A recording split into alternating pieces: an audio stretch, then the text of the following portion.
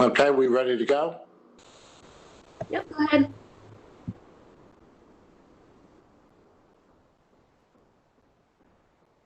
Okay.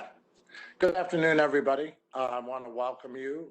We are here with Jackie Donaldson, who has graciously given of her time.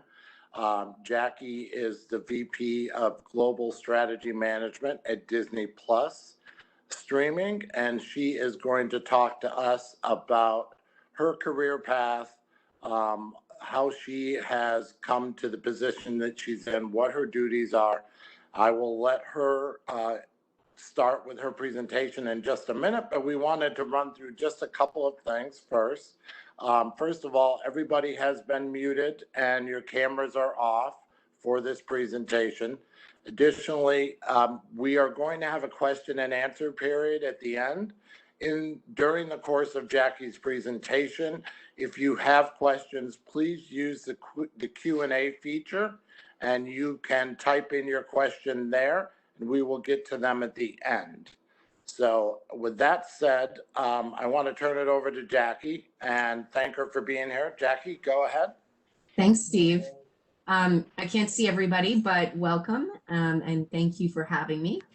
I'm going to run through a very quick presentation because I want to leave the majority of time for Q&A. I find that to be the most valuable and make sure we get as many questions in as possible. So a little bit about me. I've been at Disney now for 3 years. My previous role was VP of Partner Platform Solutions, which was our third-party business. So we built apps for Sony PS View and WWE and MLB.TV and HBO Now. When Disney acquired us several years ago, we determined that really we don't want to be building apps for other third parties, that we were going to build our own app called Disney Plus. So now my role is managing the global product strategy for Disney Plus and making sure that our roadmaps are aligned at an executive level. And I manage a team that helps me do that both here in the US and internationally. Previously, I worked at CenturyLink, which purchased Level 3. I also worked at British Telecom. I also worked at a satellite provider and an IP engineering company. I've made a lot of pivots in my career, and I'll talk a little bit more about why that's important. And how I got to Disney is I was actually working with Major League Baseball and then BAMTech, which was the previous company before Disney Plus came along. And I worked with them as an account client executive director at CenturyLink. And so the leadership on the MLB side, given my performance in running their account, asked me to come over and run their third-party business. I have a BA in sociology. I grew up in Canada. I came here for grad school. I went to Thunderbird for an international management degree, and then pretty quickly learned that I wasn't going to pay for an American education with a Canadian dollar. So I stayed. I got married, have a beautiful 11-year-old boy, 5 horses, 3 dogs, and 1 cat. My son and I like to go adventuring, as we call it. That can be anything from, skiing to kayaking on the Bay of Fundy. We've got lots of little toys, and as I mentioned, the 5 horses. I love more than anything being a mom, but travel and adventuring is of equal importance to me. So moving on, I thought you all would like to know kind of where I sit in the organization. So there's several different organizations within the larger Walt Disney Company.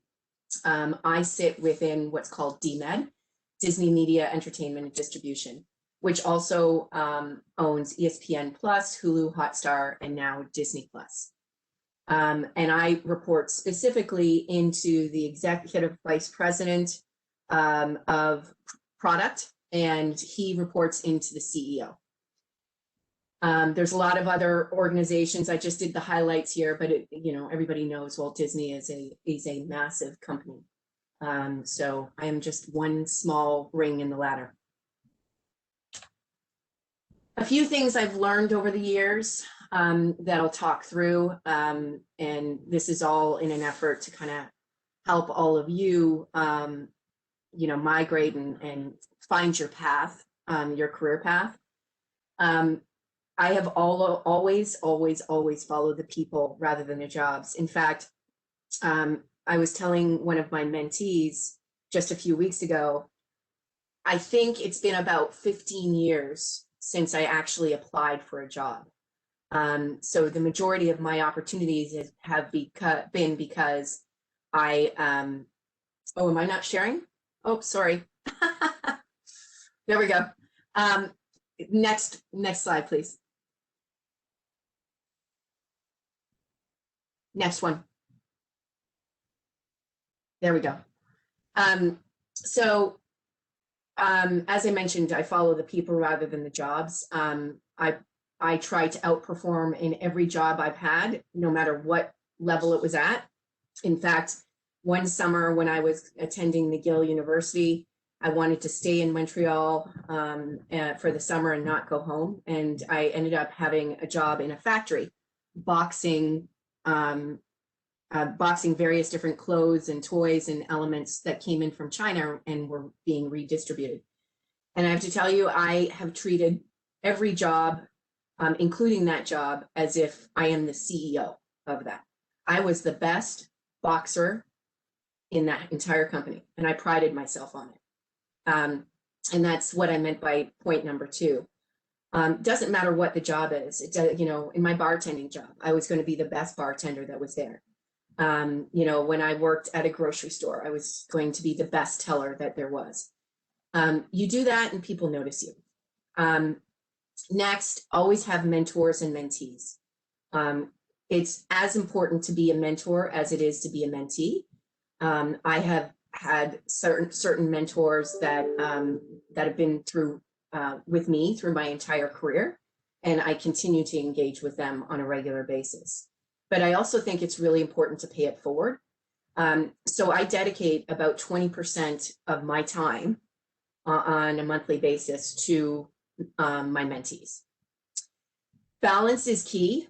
You could see I love to travel. I have a horse rescue where I bring in horses that have been abused or neglected, get them better physically, and then train them and place them in new homes. I also sit on the board of the Children's Science Museum here in Virginia. I was a volunteer firefighter for many years before I had my son.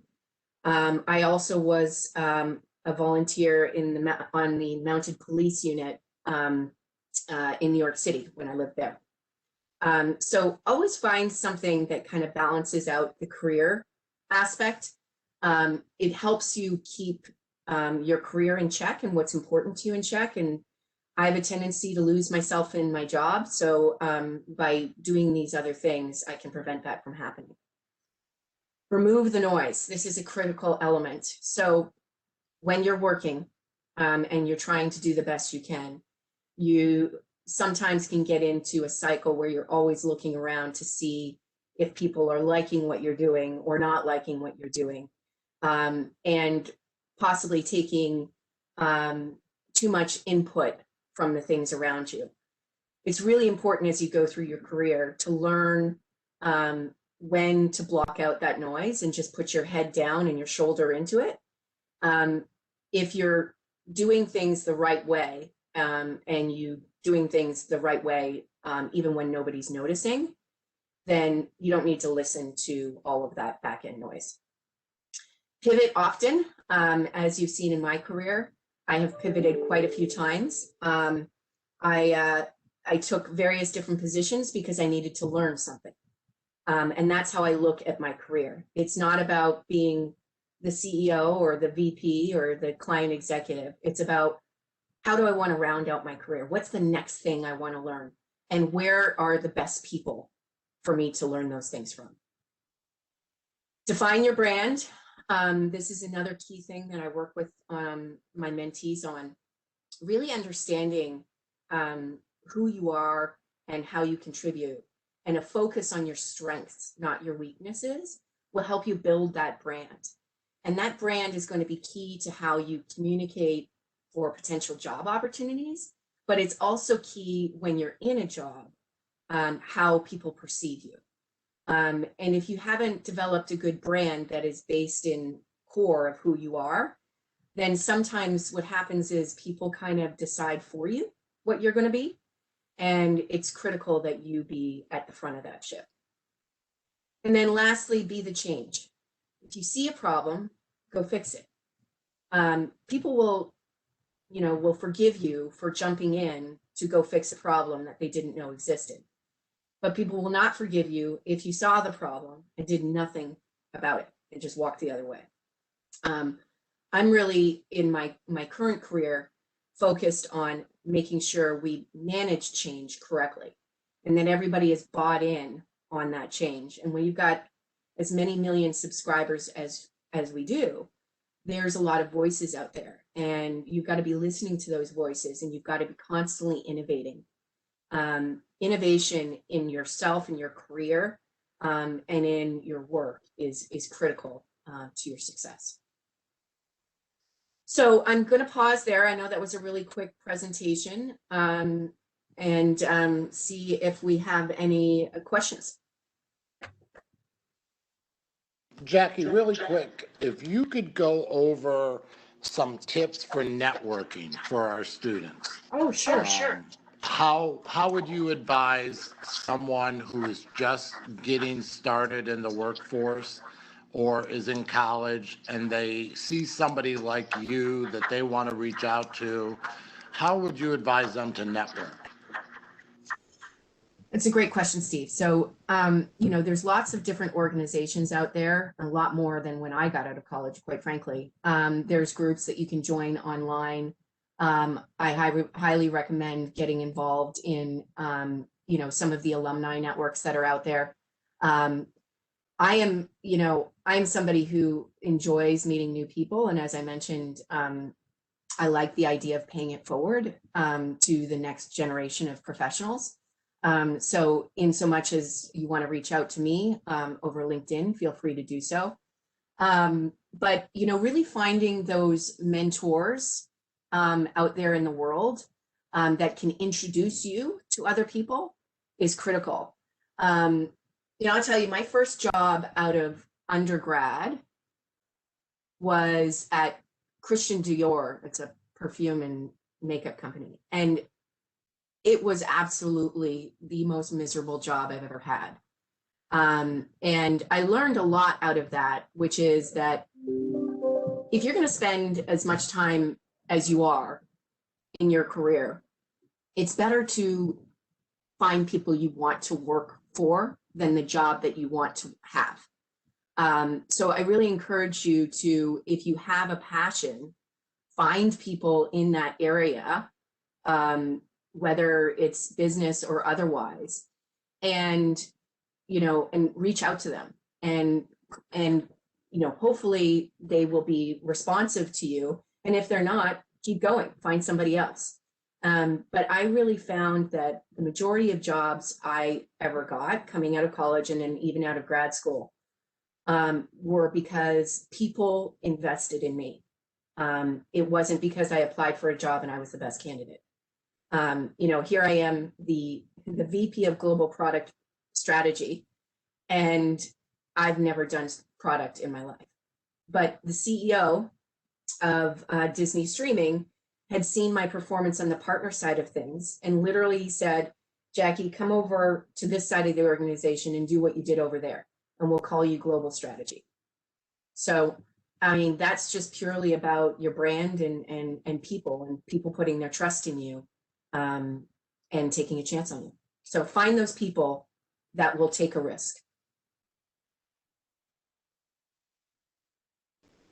Great. Jackie, we do have a couple of questions coming in. I'll read them to you. The first one is, are you involved in hiring decisions? And if so, what do you look for in candidates? I think that's feedback. Go ahead. I'm sorry. I am involved in hiring decisions for my organization. And right now, my organization is primarily composed of senior managers of product strategy. I don't have hiring authority on other aspects to the business, but in so much as people on this call see a position on the Disney streaming website that they're interested in pursuing and would like to discuss that with me, I certainly can help them through that process.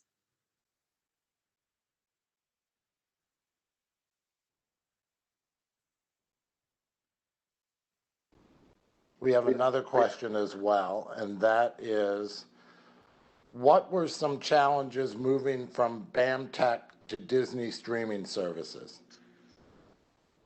Great question. Great question. The biggest issue, honestly, was culture. So BAMTech was a spinoff from MLB Advanced Media.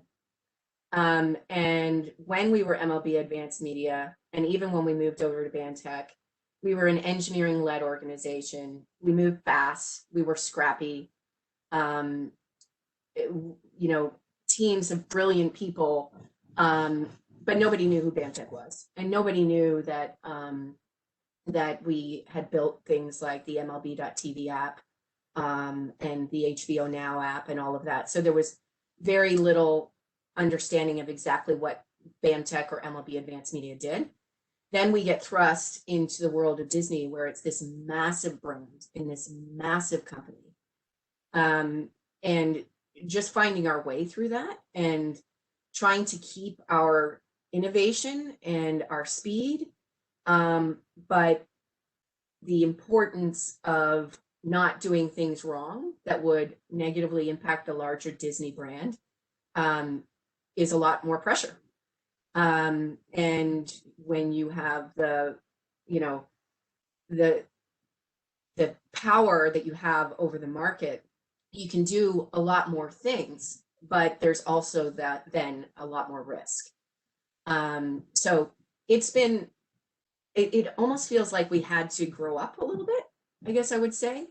When Disney bought us, we kind of were no longer the little kid that could, run around and do whatever we wanted. We had to really develop really good processes and product and operations and quality controls. And so then we really migrated from an engineering-led organization to a product-led organization. Okay, great. Okay, we have lots of questions, Jackie. How do you think your grad school experience impacted your career? So my grad school experience was absolutely pivotal in my career. I will say, as important as it was to shaping how I think, and obviously the huge connections it gave me globally, I will say that in my case, I think I did it a little early. So I did my undergrad, and then within 2 years, I went off to grad school. And I think I could have benefited a little bit more from all of the experiences of grad school and the things I was working on if I'd worked a few more years. But I I'm just so happy to have had that opportunity. And it really did change the landscape for me in terms of career opportunities. The kind of job offers I was getting, you know, after undergrad, it was just there was no comparison to what I was being offered post graduate school. Now, graduate school isn't for everybody, and there's lots of people I know currently within Disney streaming that don't have a grad school education. And in fact, quite a few of them come in early, they develop their careers, and then if you're with a company that has, you know, like Disney, they actually will pay for your grad school education, which again, had I known back in the day, probably would have been the better option rather than taking out all the loans I did. So I think it depends on the person. I think from a business perspective, because I always knew that I wanted to get into tech business, that having, particularly now, having that international business management experience has really gone a long way to help me in my career. Okay, Jackie, let's see. They're coming in fast and furiously.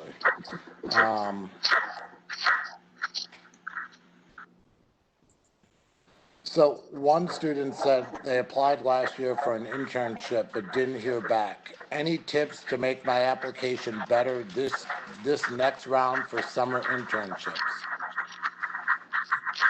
So on that, let's see if you can mute. Thanks. So last year was, as we know, a difficult year. It was a difficult year for the larger Disney business because the parks were closed and the cruises were closed and the stores were closed. Even though Disney streaming really, you know, was blowing up, we then became kind of the profit lead within the business.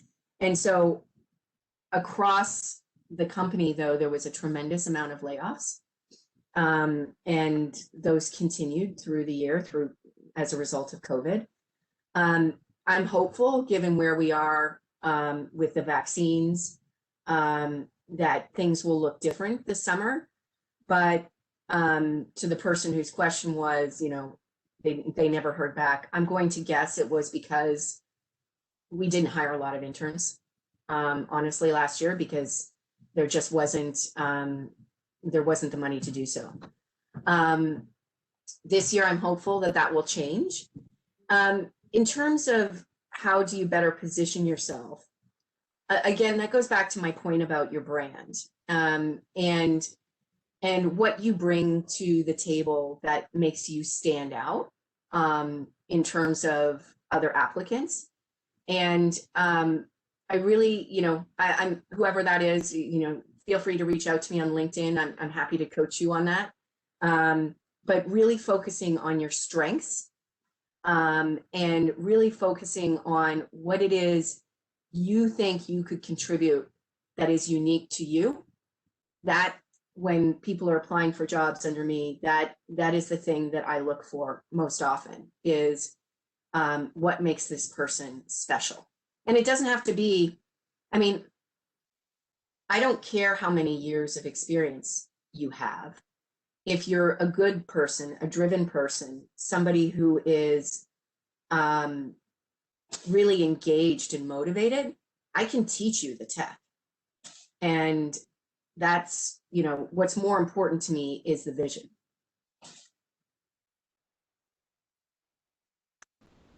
Okay, Jackie, another question coming in is, what ways has the pandemic changed Disney Plus global strategy, and what ways has it stayed the same? Great question. So the pandemic changed things for Disney because we of course, there's a lot more pressure on us to grow faster, which we did. So we sped up our release schedule around the globe. And we've been steadfastly continuing to run as quickly as we can and expand as quickly as we can. We're all working from home, and we all thought it was going to be a couple of weeks or a couple of months. And here we are a year later. And the good news is we figured out we can do it remotely, which is fantastic. I don't know what it's going to look like when we go back to the office. I know we will at some point, but maybe it becomes a little bit more like a model where you go in a couple days a week, and maybe the spaces are lined up differently. In terms of what stayed the same, our commitment to the business, our commitment to each other as a team, has really, I would say, through this pandemic has held up without issue. What was fascinating to me is how much more patient people were with each other. Like, here we are, some of us have kids, animals, family that we're having to take care of. And, we've got multiple people working in the same house.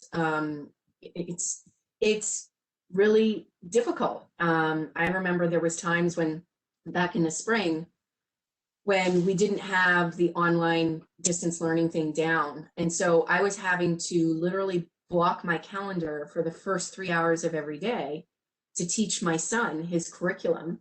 And then I'd go to my regular job, and then I'd have to stay a little bit later because, of course, I couldn't fit everything in. So I think, having that flexibility was great, but it also meant your days were a lot longer. It was pretty exhausting. I think people are, understandably frustrated. But there's this overarching feeling of we're all in this together and we've got a job to do. And it might not be on, the same normal working hours that it would have been if we're all in the office, but we're going to get it done anyway. And that's been kind of the approach, is just, put our head down and our shoulder into it. And so far that seems to be working. Okay, Jackie, somebody asked, does Disney Streaming have a project management office? Yes, we do. We have a project management team. Well, there's several different teams. We have project management, then we have launch project management. So when we're going to launch in a new country, there's an entire team that manages that. For the majority of the company, or at least Disney Streaming, I can't speak for the rest of Walt Disney Company, but project managers are embedded within each organization. So engineering has their sets of project managers, operations has their project managers, marketing has their project managers, so on and so forth. It's not a centralized function, except in the case of launch PMO. That is the only centralized project management group at Disney Streaming.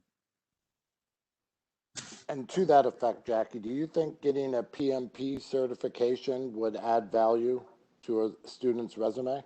Absolutely, no question. Okay, great. Also, let me see, it's hard to read all these questions. There's so many of them. There's a lot of them. They're very good questions, by the way. Good. What is the best lesson you've learned thus far working in your current role? Oh, wow.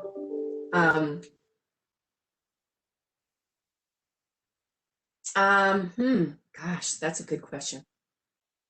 So, So I think that in my current role, I would say that the biggest lesson is I'm not going to make everybody happy all the time, and I got to be okay with that. I am in the unique position of being a referee between all the country managers and what they want. product managers what they want, and engineering and how much they can take. And so I'm constantly negotiating between teams. And what that means is you're not going to make all of them happy all of the time. And you've got to be okay with taking some angry phone calls and, not overreacting to that and taking it personally. I'm very driven by my vision. And so I don't let those arguments or criticisms take me off my path. And I think people notice that, and they eventually get on the same path, or they filter out. In my previous role, when I managed the partners, I think the biggest lesson I had there was you're going to make mistakes, just own them. And, as you are all developing your careers, you should have the approach of going in like, I'm going to be the CEO of this job, whatever it is. I'm going to take risks. I'm going to do the right thing, even when nobody's looking. And I'm going to make mistakes. And that's okay. I'll tell everybody a story that that kind of reflects that. MLB, Major League Baseball, was one of my partners that I was managing. And on a quarterly basis, we had to do what's called a quarterly business review. And that review is in front of the executives at MLB and the executives at Disney Streaming. And it's one of those meetings that everybody's a little stressed out about because, you want the partnership to look good and you want the partner to be happy. And that's not always the case. And sometimes you have to deliver some bad news. Anyway, in this particular quarterly business review, it was scheduled for 3 p.m. on a Wednesday. I remember this like it was yesterday. And so at 2 o'clock, I blocked my calendar and I thought, I'm just going to review the presentation one more time. I had my feet up at the desk, my hair on top of my head, didn't even have my shoes on. And I was reviewing the presentation. And about 2:15, my Slack lights up. And the only message I managed to see before I went into full panic mode was a message from my boss that said, Jackie, where the hell are you? We're all up in the boardroom. And I looked at the Slack. I looked at my clock. It said it was 2:15. Well, the meeting is on my calendar for 3. What's going on? But I didn't have time to think about it. I just ran up to the office, pulling my hair down, grabbing a pen as I went by, and I got to the conference room, the boardroom, and the door was closed. And I was like, I stood at the door and I was like, what am I going to say? I've just made my boss, my boss's boss, all of his colleagues, all of MLB executives, and the commissioner of baseball wait for 20 minutes in a room together. And I was petrified. I mean, I figured I was done. My job was over. And I figured that there was really no excuse. Like, what am I going to do? Walk into a room full of executives and say, it was on my calendar wrong. You get to a certain level and there's no excuses to be made. So I just walked into the room and I shook some hands as I went around, did my walk of shame to the far end of the table. And I sat down and I said, okay, is everybody ready to begin? And they all looked at me like, yeah, of course we are. We've been sitting here for 20 minutes. Anyway, got through the presentation, and MLB was happy. And so everybody was happy and MLB left the room. And I tried to make a beeline for the door as quickly as I could. And my CEO stopped me and said, Jackie, a minute. And I was like, oh, here it comes. Here it comes. I'm just about to lose my career, or lose my job at least. And he sat me down and he literally said, Jackie, what the F was that? And I was like, I don't have an excuse. It was on my calendar for 3 o'clock. I don't know what happened. And he's like, wait a minute, you didn't do that on purpose? And I was like, what? Why would you think I did that on purpose? And he said, well, you walked into the room like nothing was wrong. And I figured like, wow, that girl's got balls to keep the rest of us executives waiting for 20 minutes so that she could make her grand entrance. I mean, I laugh, but looking back, again, this is another lesson to learn. I mean, people see what you show them. And sometimes even when you make a mistake, you got to own it, and you've just got to keep doing what you're going to do. And people will respect that. Even maybe think you did it on purpose, which was obviously not the case. So that's just a funny learning story. I mean, and believe me, I was so happy that day that I was wearing a dark dress, because if they could have seen the sweat dripping down my back, I mean, it was just a horrible situation, but I muscled through. All right, Jackie, thank you. We also have an additional follow-up kind of question to that. It recently was announced that Disney Plus has reached 95 million subscribers. Considering your audience is so international, what challenges have you faced trying to implement a global strategy that speaks to such diverse groups? Yeah, great question. So we originally thought that we would just go as fast as we could, launch in many places as we could, and get as many subscribers as we could, and that was the correct strategy. So not spending any immediate time on localization. As we have been launching, however, we have determined and pivoted that localization is, in fact, really important. People want to see, they want to absorb the content in their language, and they want to have localized content.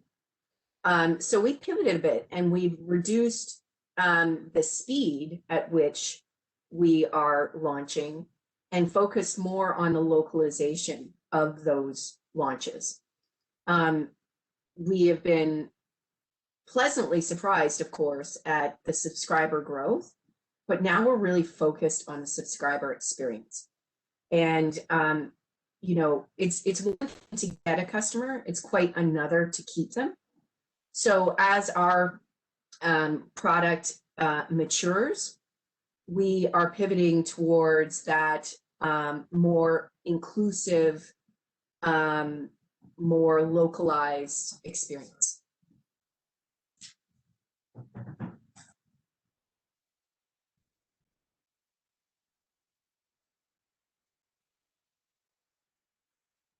Jackie, I'm owning that I'm a little late behind you.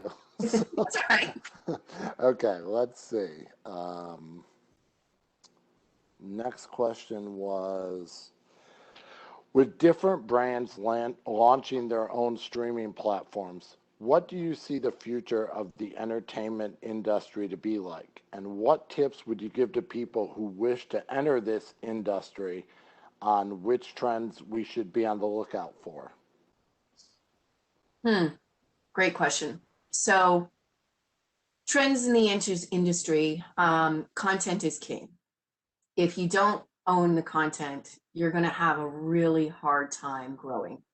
If you look at the experience of some of these digital MVPDs, like PSView, for example, because they had to purchase the rights to a lot of their content, they couldn't scale and grow as fast as they needed to. And they just never got to the point where they could be profitable. So they had to shutter their doors. I think we're seeing this across the industry that, people are understanding that if you don't have your own content, then you're not going to be successful in the streaming business. You can see the most recent deal, for example, of Peacock purchasing the rights to WWE. So I think that, there's also a trend, which is SVOD, which would be like the Disney Plus platform today, is a great foray into the business, but ultimately you're going to have to scale to have live as well. And it's really hard for companies who are based purely in the SVOD business, which is an entirely different animal than the live business, particularly when you start talking about ads and the like. So you have to be pretty big and you have to really know what you're doing to do both, but that's really what you need to do. In terms of somebody wanting to get into the business, you know, again, I think it comes down to following the people. I think you need to find people in your world that can give you the opportunities or introduce you to somebody who can give you the opportunities to get into the business. And it's growing so much and so fast that there is a lot of opportunity out there. There just also happens to be a lot of competition. So, and I would really, I mean, if there's the opportunity, one of the big areas that we struggle with is in the engineering. So if you have an opportunity to get any kind of engineering experience, whether that be through school or through your job opportunities, the engineering side of the business is growing 10 times faster than any other piece of the business. So in so much that is a skill or interest that you have, it's a great place to go. Jackie, could you explain like what your day-to-day schedule looks like? Oh God. That's a great question. Yeah, that's a fantastic question. So right now, it's a little bit nuts. We have some big launches coming up with Star in EMEA, LATAM, and Canada, New Zealand, and Australia. That is coming up at the end of this month. And then we've got the Star Plus launch in Latin America coming up in June. So my schedule is not my own. I start in the morning with meetings with the EMEA teams and then my East Coast teams. And then by midday, I'm pivoting to my West Coast teams. Early afternoon is Latin America. Then I try to get in 3 or 4 hours in the middle there for like my day-to-day job, my road mapping, my program management folks. And then my Singapore, Australia, New Zealand teams are always kind of anytime after 6. And so it's kind of a long day. I try to take breaks throughout it.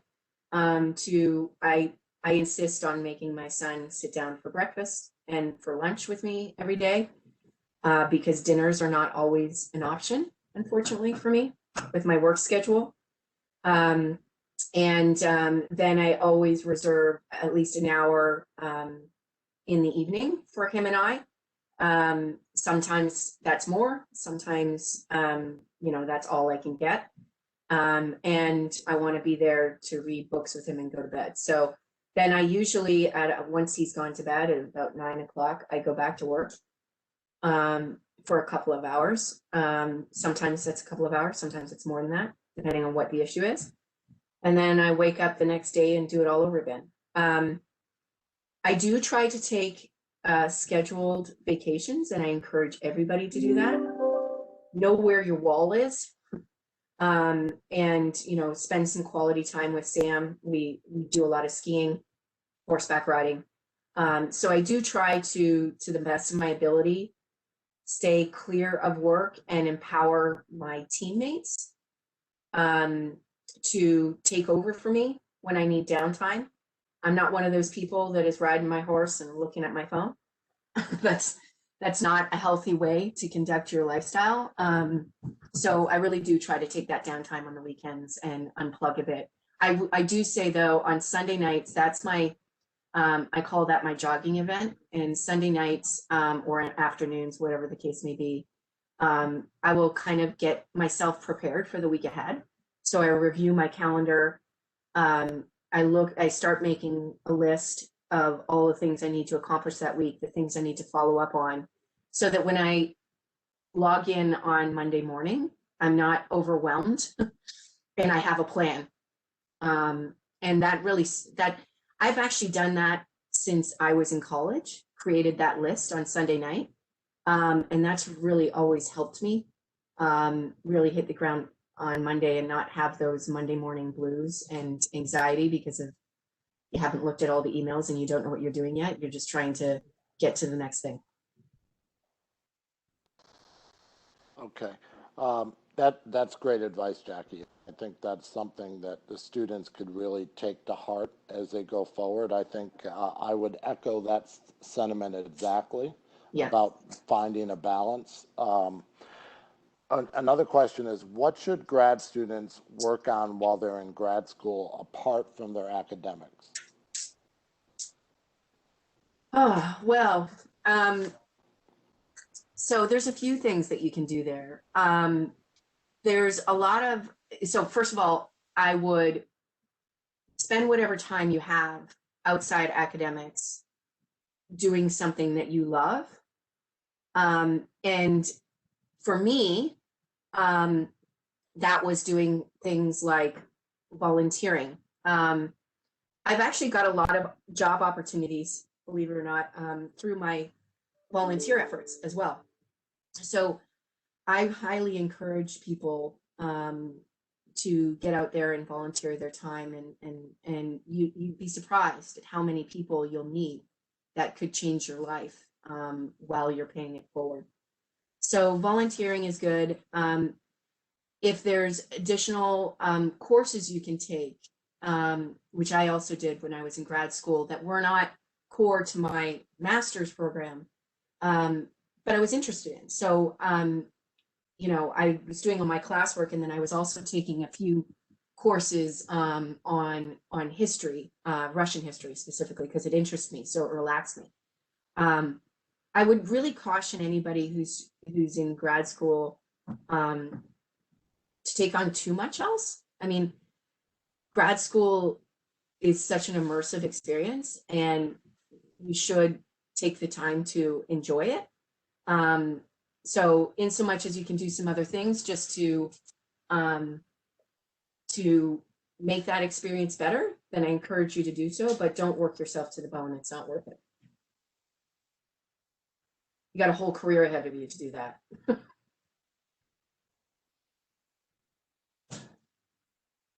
Another question. We have a student who has a background in domestic and international market user research.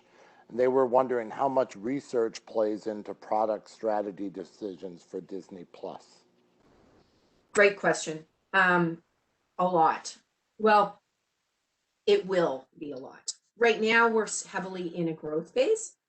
So we're really focused on acquisition of subscribers, internationalization, and scalability. When we get to that next level as a company, what features and functionality we do will be guided more by that data research. Right now, we're playing a bit of whack-a-mole, right? Fixing the problems that exist, launching the places that we need to go next. There are some features and functionality that we're doing that are informed by data, but we're not really at the maturity level yet to be entirely guided by data. We do have an extensive data team. In fact, with the merger with Hulu, we've combined all of that team under one leader within Hulu, and she's fantastic. So yeah, I mean, it's definitely something that's there now and will continue to be important going forward, even more important than it is today. So another area that for those of you out there who don't feel like engineering is a good fit, data is almost as important as content.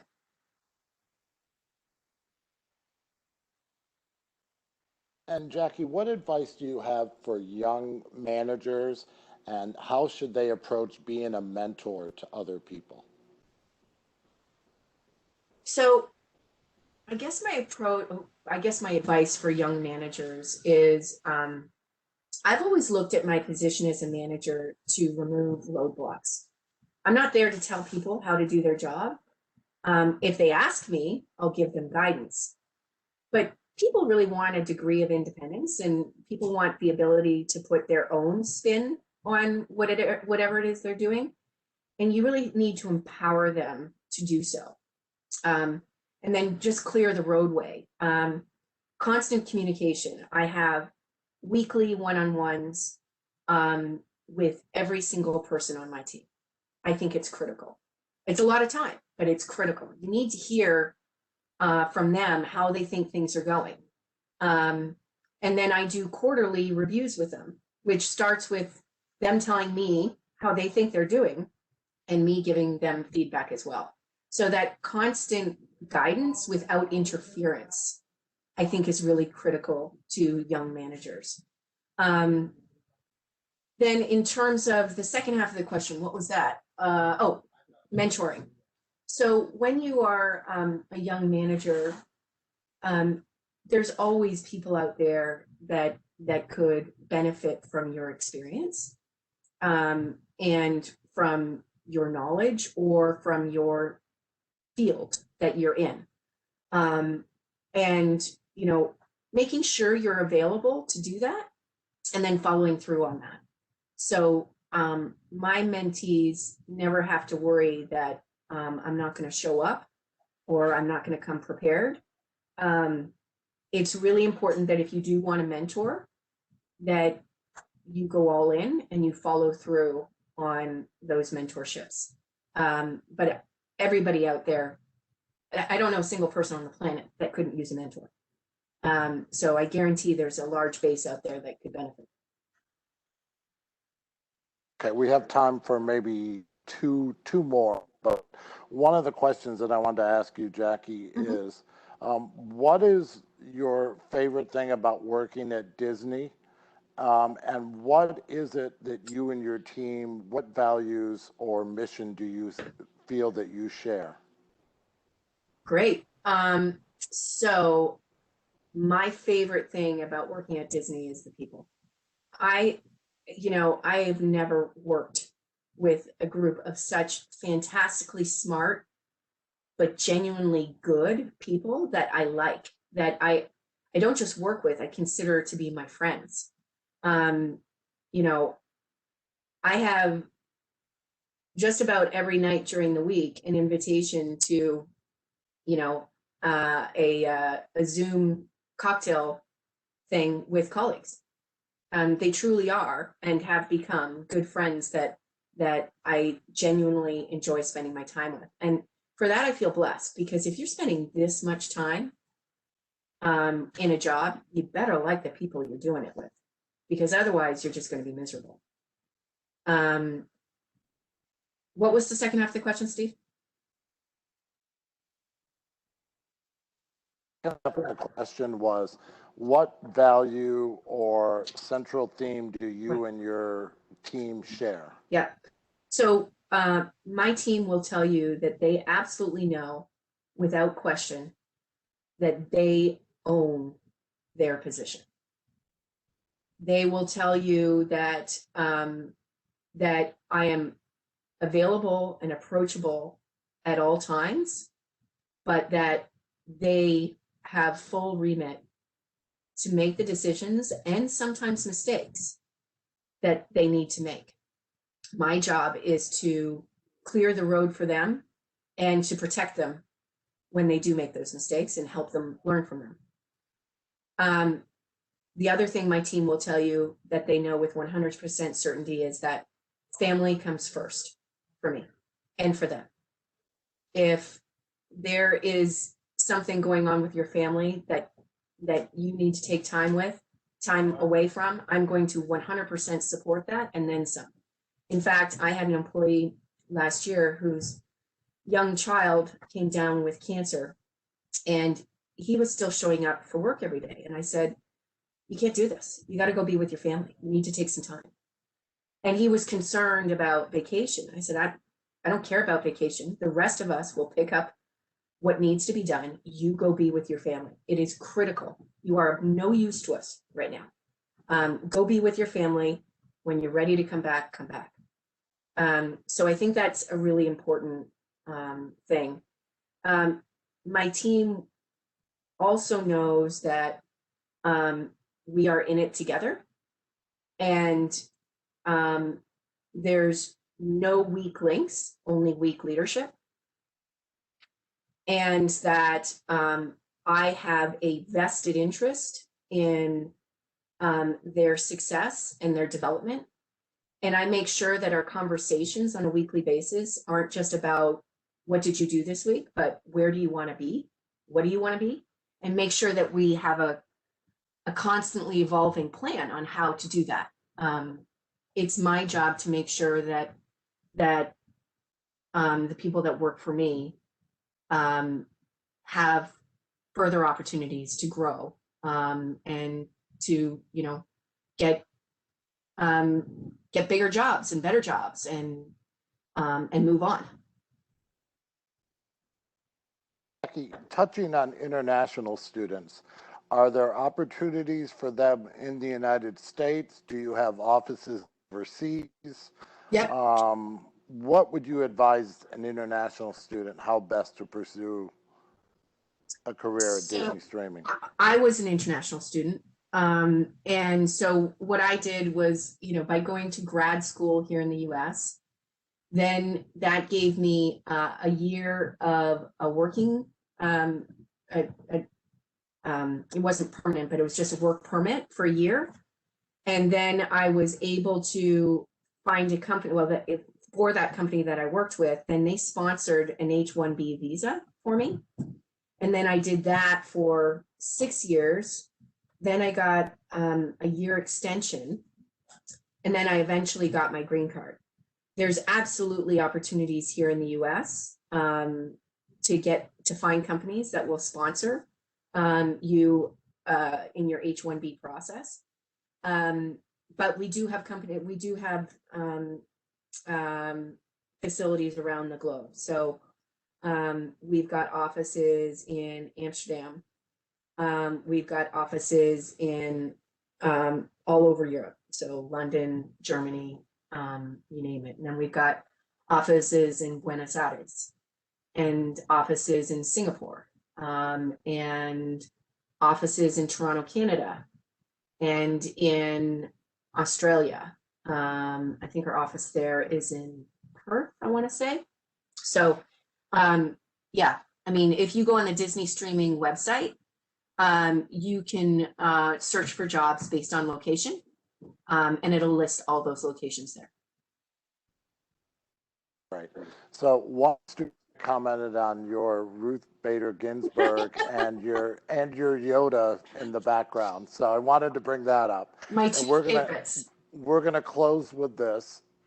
If students want to reach out to you, what is the best way for them to do that? They should do that on LinkedIn. Okay. And you're listed under Jacqueline Donaldson? You got it. Okay, great.